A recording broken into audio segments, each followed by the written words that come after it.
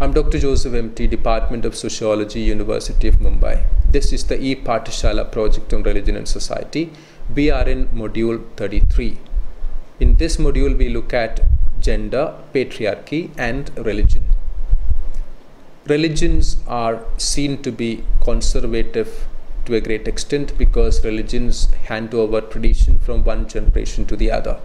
And it is also seen that practices and ideas of patriarchy and the kind of issues with gender are handed down in religion from one generation to another. Now, in this module, we look at how patriarchy and practices like homophobia have entrenched themselves in different communities, especially in the context of India. Religious texts. Looking at Vrat Kathas that are related to the fast undertaken on certain days on religious festivals like Janamastami, Jasbir Jain argues that these are structured in a way as to instill ideas of subordination in women. The Kathas list specific performative acts of austerity, abstinence, which are invariably undertaken by the women for ensuring the wish attainment of the male members of a family.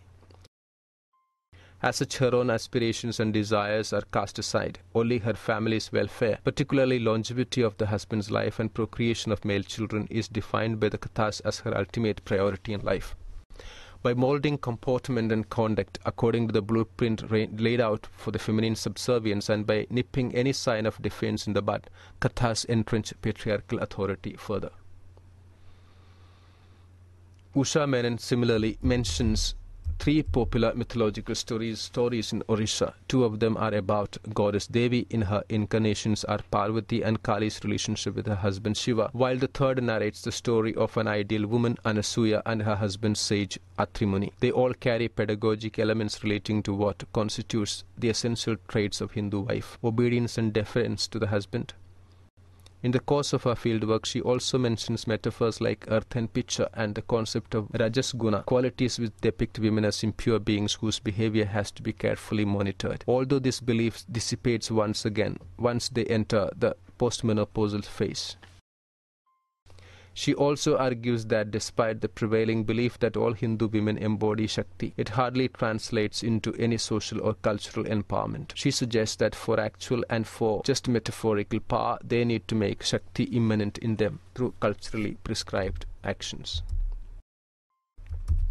Subaltern studies theorist Ranajit Guha points out the oppressive aspects of Bhakti tradition. He mentions that the principal modalities or rasas embedded in the Bhakti tradition emphasize on servitude. The Sringara Rasa erotic mode stresses on the subordination to the male deity. It not only spiritualizes and aestheticizes the male dominance of gender relations, but also assumes the sexual passivity of women. This is evident in the way tales about Lord Krishna's sexual adventures among the gopis or milkmaids of Braj always focus on the former's initiative to seduce and abandon his companions. As such, women are depicted as channels for the deity's sexual pleasure, which is then glorified as an ideal of love, as all-transcendent. When Kubja, one of the only female companions, expressed a desire to satisfy her sexual desire, and not solely that of the male deity, she is vehemently condemned. Moreover, the soul of the devotee becomes a gopi in its relationship to Lord Krishna, and as such becomes a female consort of the god, while the latter does not undergo a similar transformation. Moreover, laws of Manu presents danda, an indigenous concept of dominance essentially from a male point of view, and hence prescribes the use of force to exploit women either for labor or for sexual gratification for men. In fact, punitive sanctions imposed on women for disregarding a code of sexual morality are justified as vital for the maintenance of a monolithic moral order. However, Sharada Sudhirtharaja begs to differ. She opines that there are some redeeming features that undermine the alleged patriarchy ingrained in the religious texts. As an example, she mentions Sita in Ramayana and Draupadi in Mahabharata as protagonists who balanced both roles easily, that of devoted wives, but also as women critical of sexist notions of wifely behavior.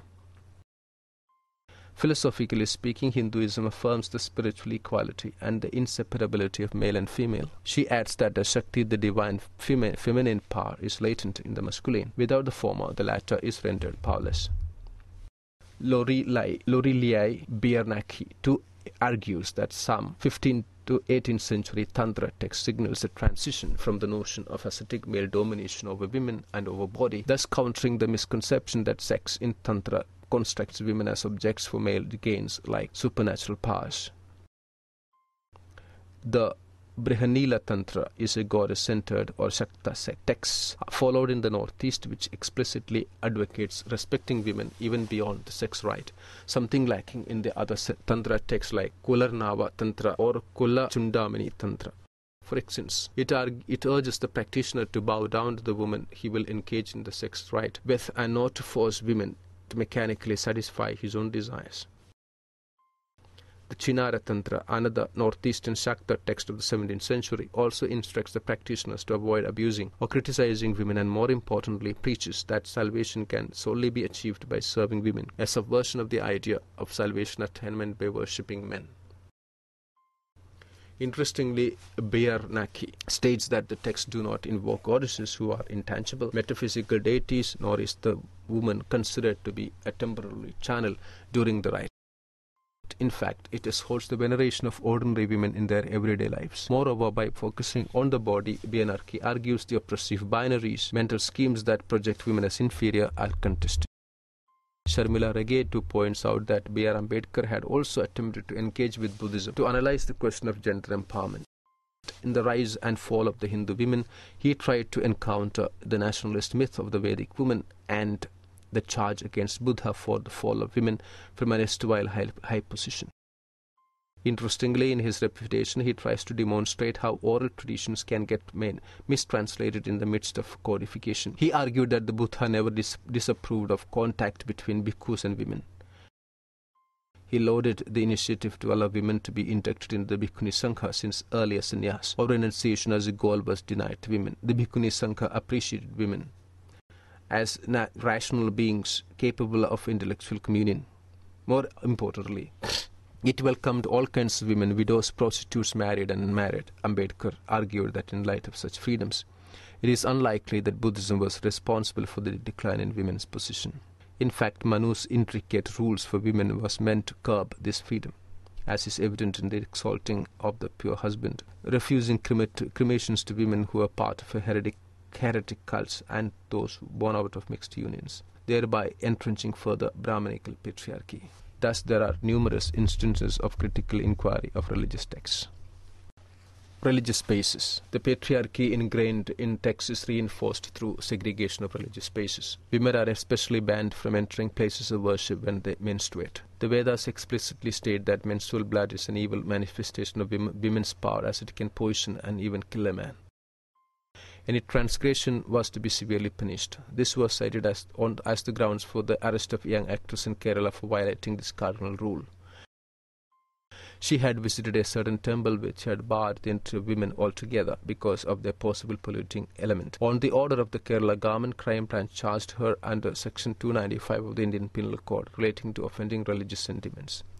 Similarly, the Nizamuddin Dargah in Delhi banned the entry of women inside Sanctum Sanctorum that houses the saint's tomb. Even Haji Ali Dargah, Mumbai, in 2012 does not permit women to be near the tomb of Pir Haji Ali Shah Bukhari, since the Sharia deems it as a sin.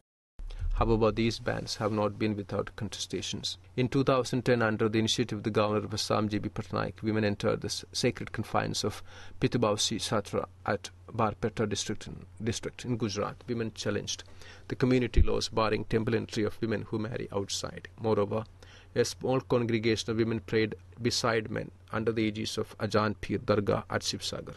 This trend has its historical precedent in 1988 when the Idhah Masjid in Shillong allowed women to enter its premises to offer namaz or prayer. Since then, there have been numerous instances of Muslim women praying in mosques, from the Palayam Mosque to Trivandrum to the Jamaat Ahle Hadith Mosque in Orissa, with some of them even petitioning the courts to grant permission for the same, like in the case of Mangalore's mosque in 2010. All India Muslim Women's Personal Law Board reiterates that Islam has never forbidden women from praying in mosques. Since July 2013, Sharia courts managed by women were established across the length and breadth of the country, in Mumbai, Ahmedabad, Puri, Orissa and Tamil Nadu. In another positive development, in Pandharpur temple, the orders from the Supreme Court inducted women priests for the first time and allowed them to conduct rituals at the Rukmini temple, which had so far been the monopoly of men. Personal laws debate. A controversial debate surrounding personal laws and their impact on women has been raging for years. Proponents of the Uniform Civil Code, including some feminists, pleaded for the need to introduce uniformity among personal laws of different faiths, while liberal nationalists like Minu Masani condemned personal laws for threatening national unity. Women leaders like Hansa Mehta and Amrit Kumar perceived them as obstacles to women's empowerment. There have been ample evidence to demonstrate such claims, such as the infamous Shabano case. The Muslim Women Protection of Rights of Divorce Act, introduced by the government in 1986, which stipulated that the husband must pay a fair and reasonable provision for maintenance, was denounced as an attempt to bolster Muslim personal law and appease the fundamentalist forces. It was also perceived as a move to discourage women from taking recourse to constitutional law. Even today, there have been challenges from various quarters to personal laws. For instance, Mary Roy opposed rejection of her claim to her father's house, which was denied to her under the Travancore Syrian Christian Act 1916 and the Cochin Succession Act in 1921. Article 44 of the Indian Constitution in 1950 encouraged the establishment of the Uniform Civil Code by the state. The UCC was projected as a necessary instrument to override the multiple legal existing systems in the country, critical for ensuring women's rights and for protecting national integrity. Dating back to 1937, when All India Women's Conference pleaded for the application of UCC for all religions, the women's movement continued to lend its support to the UCC well into the 1980s. Unfortunately, rancorous opposition to the personal laws has drowned out the alternative view supporting them. Rohit Ray writes that regretfully, the focus of the personal laws debate has shifted from all forms of community identity and the state to exclusively on Muslim personal law during the Shahbano case of 1985. Women's groups like All India Women's Democratic Association voiced their concerns. They were wary of the Uniform Civil Code, perceiving it as more a tool in the hands of political parties to cash in votes. While the right-wing parties represented Hindu laws as the ideal laws, the Muslim community resisted any attempt to reform their personal law. Prominent feminist Vidya-mitra Menon has refuted the Hindu rights push for the UCC to be modelled on the Hindu personal laws. She argues that contrary to its claims, the latter have never been reformed and have been selectively codified. Any personal law in consonance with North Indian upper caste practices were codified, thus eliminating the vast spectrum of liberal customary laws. In fact, the opposite has been true in many cases. Muslim personal laws have afforded personal protection to women through their inheritance laws and the rights of meher. At the same time, she attacks the community laws as being byproducts of colonial attempts to, in consultation with self-appointed community leaders, to organize the great multiplicity of laws under the four religious personal laws. Hence, this cannot be defended on the ground of being a natural and prior to any other identity. Women's agency and resistance, feminist theology. In the following section, we will look at how women have appropriated theology to forward their cause. Feminist theology is unique in its acceptance of religion as a vehicle for change, yet at the same time recognizing the oppression that stems from within. According to Sheila Collins, it does not advocate abstract syllogisms. Rather, it is concerned with women's lives, their feelings about their families, their daily routine, etc. Feminist theologians belong to two different groups, espousing different strategies for contesting patriarchy. One set advocates myths and rituals of goddess religion, while the other intends to amend religious institutions from within. The former perceive God as sexist, preferring to celebrate the goddesses of ancient cultures and the goddesses within themselves. In particular, pro-Christian theologians cherish their powers of fertility and procreation as well as of insight, stifled under oppressive weight of Western culture. They envision in the future a feminist society based on the harmony between women and the earth. Rituals are conducted in order to evoke a sense of energy, willfulness among its participants. These often involve inversion of the existing ecclesiastical establishment, as in the case of women's spirituality movement in 1976, documented by Naomi Goldenberg. On the other hand, feminists within religious institutions do not accept the notion of a misogynist God, preferring to view it as a source of emancipation. They demand women's ordination, a new language about God, and greater ecclesial recognition of women's needs and contributions. While the Church and the Second Sex, authored by Mary Daly, pleads for greater egalitarianism between Christian men and women, Reuter explored the images of Mother Mary and ancient goddesses. In 1973 Daly's Beyond God the Father, she argues, the discourse about God the Father is a projection grounded in specifically patriarchal societal structures and sustained as subjectively real by the usual processes of producing plausibility, such as preaching, religious indoctrination, and cult. She insisted on post-Christian feminism predicated on separate feminist communities. Jana Oposenka mentions that by authoring the Bible, men could define male and female sexuality as well as determine the portrayal of women's encounters with God in the text. Feminist hermeneutics is the only key to their liberation.